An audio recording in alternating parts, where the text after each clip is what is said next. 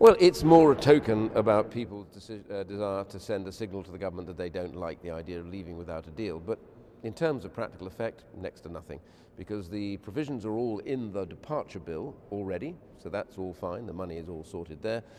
This finance bill only had one little provision in it, which was really about extra changes if necessary, but it still doesn't stop the government. The government can raise any money they require through taxes, through all the other bits and pieces that are already in existing legislation. So it's more of a token than anything else. It literally does not bind the government's hands. So it's not that, in practical terms, it doesn't have it has very little effect at all. Well, we know that anyway. We know that in Parliament, Parliament was never more detached from the public than at any other time now.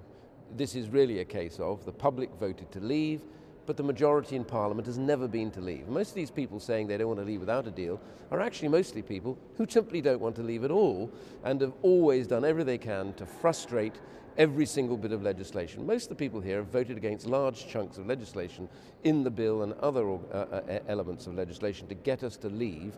They have not been supporters of it by and large. And so the reality is, if we clear away all the fog, what you're dealing with is Parliament itself has a majority not to leave. They want to remain.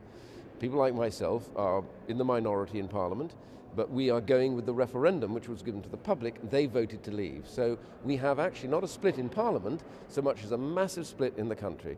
The country was asked for their decision. They gave it. We have to act on it, and that means leaving on March the 29th.